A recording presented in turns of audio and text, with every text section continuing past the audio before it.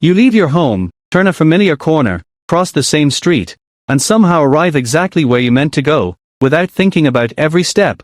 Your brain has already drawn the map long before you needed it, but now imagine waking up 40,000 years ago, with no roads, no signs, no compass, no written directions. One wrong turn could leave you without water, without food, or surrounded by predators. Getting lost was not an inconvenience, it could mean the end of your life. Yet prehistoric humans crossed thousands of kilometers, reached new continents, returned to the same hunting grounds season after season, and somehow remembered landscapes that stretched farther than most people today ever travel. Archaeologists have found evidence of repeated journeys across the same regions over tens of thousands of years, proving that memory itself became one of humanity's greatest survival tools. By the end of this story, you may never look at your own sense of direction in quite the same way again, because a small part of your brain may still be carrying a survival system built long before the first road was ever laid. Around 65,000 years ago, groups of modern humans began moving across what is now Australia. One of the oldest archaeological sites connected to these journeys is Madjedbebe, where stone tools and grinding stones suggest that people arrived far earlier than many researchers once believed. Reaching this land was not a single journey, it required crossing coastlines, rivers, unfamiliar forests, and vast open country. Without maps or written language, every successful journey depended on remembering landmarks that never spoke, a distinctive rock formation, the curve of a river, the smell of wet soil after rain, the direction of seasonal winds, the shape of distant mountains. Every detail became part of an invisible map carried inside the mind. Modern neuroscience offers a clue to how this was possible.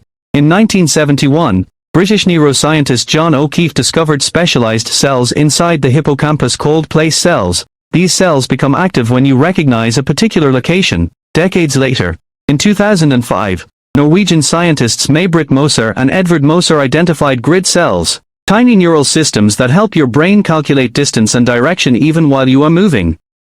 Together these discoveries earned the 2014 Nobel Prize in Physiology or Medicine, and they revealed something remarkable. Your brain is constantly building an internal map of the world around you, even when you are not aware that it is happening. For prehistoric humans, that internal map was not simply convenient, it was essential. Every successful hunt, every return to camp, every search for fresh water depended on remembering the landscape with astonishing precision. But there was a problem. Landscapes never stay the same. Rivers flood, forests burn, storms knock down familiar trees, snow hides valleys, drought changes the color of entire plains. If ancient people relied only on visual memory, those mental maps would quickly become useless. That is where memory became something far more sophisticated. Researchers studying Aboriginal Australian knowledge systems have documented oral traditions describing waterholes, mountain passes, and travel routes that have been remembered across countless generations. Some stories even preserve details of coastlines that disappeared beneath rising seas more than 7,000 years ago, suggesting that memory was woven into stories, songs, and shared traditions rather than stored inside a single person's mind. Anthropologist Lynn Kelly has argued that many non-literate societies transformed landscapes into living memory systems. Every hill, every unusual tree, every bend in a river became a reminder connected to a story, an ancestor, an animal, or an important event. Forgetting the story meant risking the path itself. In other words, ancient humans were not just remembering places, they were remembering experiences attached to those places, because experiences are far harder for the brain to lose than isolated facts. Even today, you probably remember the road where you learned to ride a bicycle, the building where you first started school, or the exact route to a childhood home you have not visited in years. Your brain does not store only locations, it stores moments. Except there was something even more surprising about the way prehistoric humans navigated, something that allowed entire groups to travel across landscapes none of them had ever seen before. One of the greatest examples comes from the first people who expanded across northern Eurasia during the last ice age. Between 40,000 and 20,000 years ago, groups moved through landscapes that changed with every season. Glacier advanced, rivers shifted, herds migrated hundreds of kilometers. Yet archaeological sites continue to appear along predictable routes, showing that people repeatedly found their way back to places that offered food, shelter, and fresh water.